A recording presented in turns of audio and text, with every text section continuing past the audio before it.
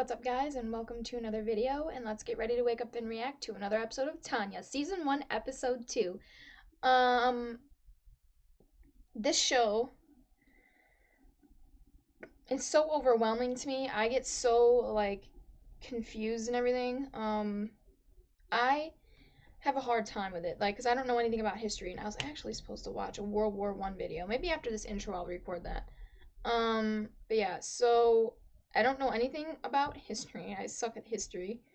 But my friend did look something up.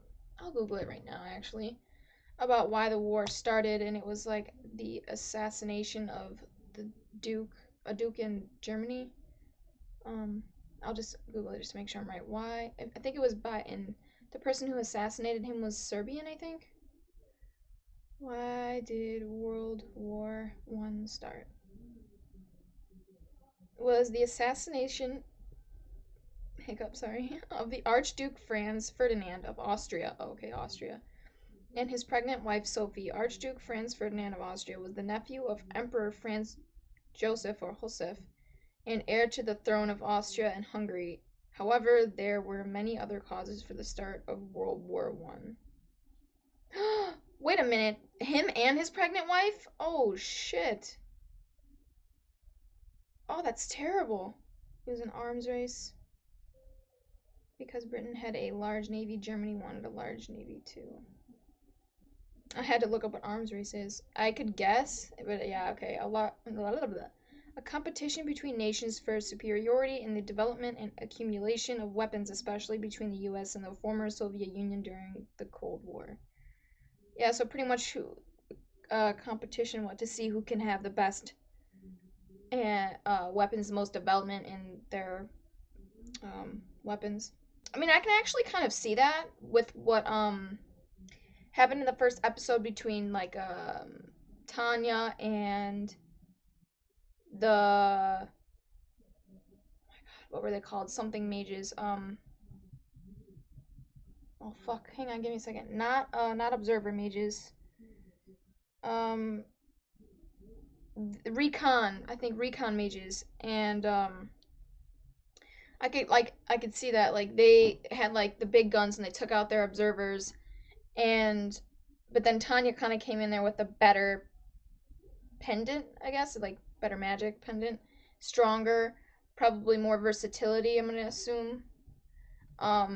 And so yeah, she won. Plus it seems like she's better or more well versed with her weapon. Maybe she has more experience with her weapon. I don't know. It just seemed like she had more training or something. I don't know. What else though?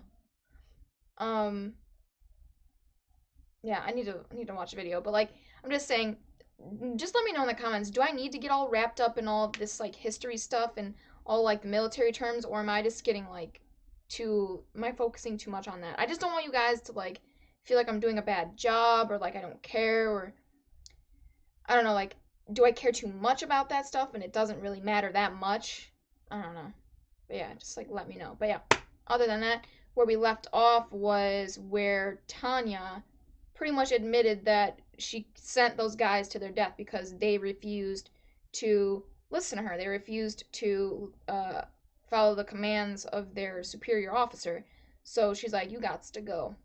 So she sent them to the pillbox, where she knew the likelihood of them getting hit and dying is high. So, okay. She's smart as hell. And she knows a lot about the war. I want to know when we're going to get her backstory, though. Maybe this episode? And I wonder how freaking Victoria is going to respond to all this. I mean, she seemed really shocked at the end of the episode. I wonder if she's going to try to, report her, or maybe she won't. Because if she does, maybe she's afraid Tanya will find a way to get her killed, too. But yeah. Other than that, guys, remember to like, share, and subscribe, and hit that notification bell to be notified every time I upload a video. And if you guys want full reactions, you can catch that on my Patreon. Other than that, let's jump into the reaction, guys. Alright, guys, this was a good episode. I like that we got his background. So, pretty much, and I took notes, I'll read from them. He was like you said, he wasn't an evil dude. I wouldn't say he's evil. He's just, ugh, my lip just So yeah, he's a dude who wants to live a pretty easygoing life. He's an atheist, doesn't believe in God or whatever. He thinks that it's a possibility, but the chances of it are very slim. Like the chances of it being real, I mean, are very slim. And just something people fall back on when they are lost, they don't know what else to do. They can't figure it out themselves. No one else around them can help them figure it out, and they're just like, leave it in God's hands. Um, which I get. And I even like did a project. It was Indiana Jones. I forgot which one was it. And that was the only Indiana Jones film I've seen. It's like the best one. Fuck, which one was it? Temple of Doom, maybe. It's when their artifact from the village is like stolen by these people, and they're doing these freaking like sacrifices and shit. But anyways, it was like, what do you learn from this film? What are they trying to teach you? And I was like, one of the things is faith is something people go to when nothing else makes sense. It makes them feel safe. It's how they can make sense of things, and it's a form of like I guess like a tool used for like community, like it brings people together, something like to bond over or whatever. I think overall religion can be a great thing. I think there are just some people who turn it into they manipulate it for their own personal gain or to do really fucked up shit, and oh well, it's in the Bible, I can do this. Like they manipulate it. Like no, the Bible's not actually saying that, I'm assuming. I've never read the Bible, but like they kind of like manipulate the words to make it seem like it is what it's saying and make it seem like what they're doing is okay or right or God wants me to do this. I hate when they do that shit. Like don't take something that can be so good and just turn it into something fucking horrible. But anyways, he doesn't believe in God. So, oh my god, and the whole point of it, like, so the being obviously I think it's like someone who works for God, and they're like, yeah, usually I reincarnate people, but I'm not gonna waste my time on someone who clearly doesn't believe in God. Like that's just a waste of my time. And he's like, no, you can't just spring this on me. I need this in written form and given to me beforehand. Who are you talking to, dude? Who are you trying to make demands to right now? You are not in a position to be making demands. Like, you're not the boss. You are not their boss. God is their boss. Zip it. You're making it worse for yourself. Like, they were gonna reincarnate you. You were gonna have probably a normal life. But now they're gonna, like you said, it's something people turn to when nothing else makes sense, right? When they're in a dire strait. And this is where I feel like he contradicts himself. He doesn't feel like there's God. He feels like people turn to God when they're in a dire strait, a situation that they can't make sense of or can't get themselves out of. So they turn to God to help them, right? But he's saying, but in this modern world of technology and where every need is met, there's no reason to believe in God because technology can solve all your problems. Clearly not, motherfucker. Clearly, technology cannot solve all your problems, but you've lived a life where you haven't struggled enough to realize technology cannot solve all of your problems, or not all of your problems can be solved like that easily. Not by science, not by technology, and any. No, no, no. Like fucking cancer is a good example. In that world, I'm gonna assume that cancer. There's no cure for cancer. He lives in Tokyo, and that Tokyo's in our world, so I'm assuming he lives in our world in 2013. So, no, science cannot solve every problem. At least not right now in modern medicine. Okay, dude, this is what I mean. Like, and they're trying to get this across. Um, Science and technology can't solve every single problem. Like, he hasn't experienced that. I don't think he's struggled enough in his life to see that. You know what I mean? Yeah? So, they're like, oh, you don't believe in God?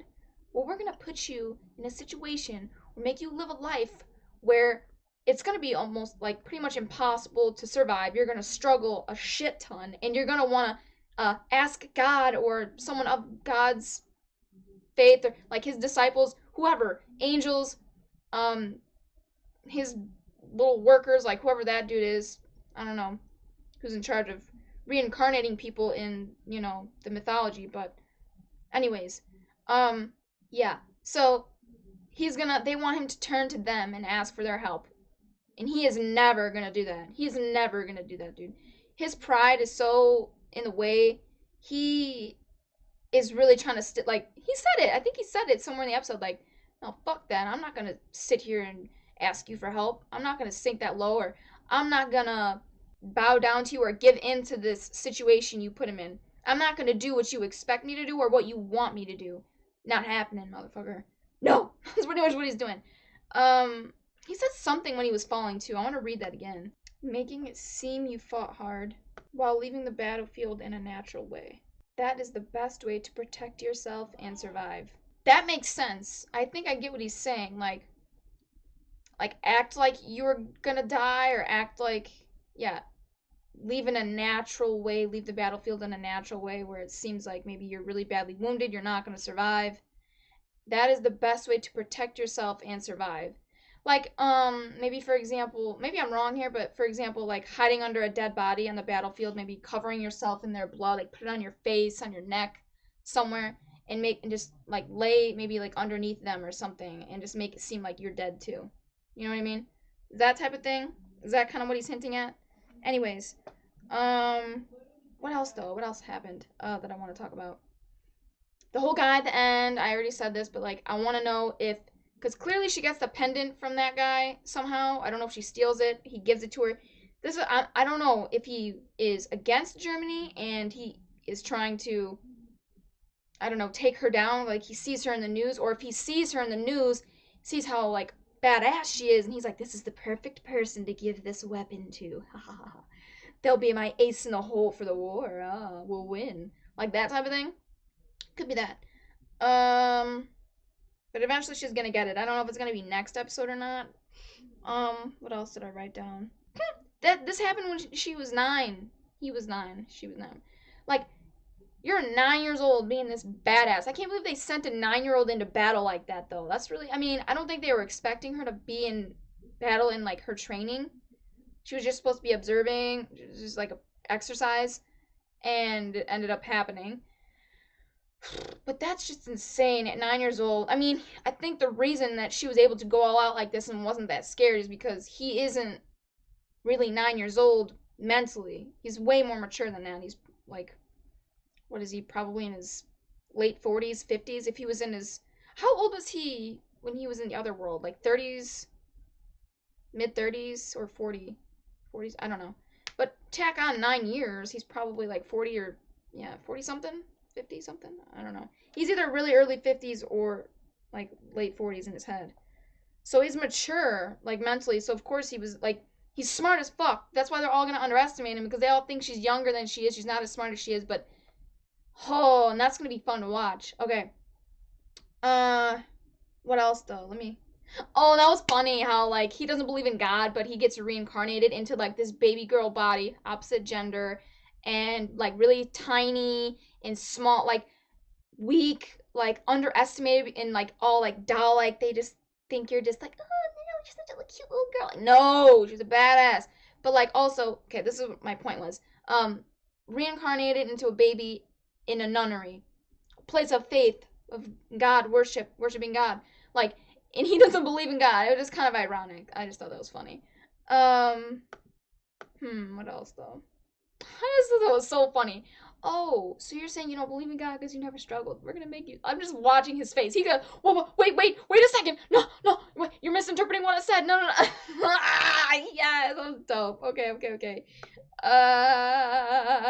And then like her whole like getting dressed up at the end, that was cute.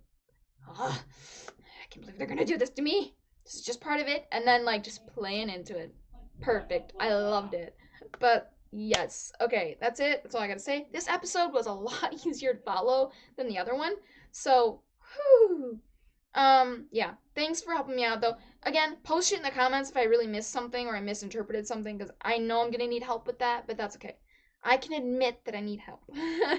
But yeah, anyways, guys, remember to like, share, and subscribe, and hit that notification bell to be notified every time I upload a video. And if you guys want full reactions, you can catch that on my Patreon. Oh yeah, by the way, Duckface! She's totally got Duckface, and I'm gonna mention it every time. I'm gonna be like, There she goes. She got her duck face on. Up, duck face. Up, duck face. Up, duck face. Sorry if it's gonna get annoying. I might not do it every time, but I just think it's funny. Does anyone else see that? Like, am I the only one that sees it? That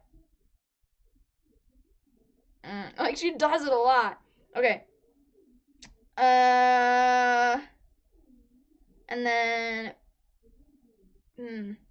nah, I'll talk about it. I was gonna say something else, but I'll just say that in a separate video or something. But yeah. I'm gonna get out of here, guys, and I will catch you in the next reaction.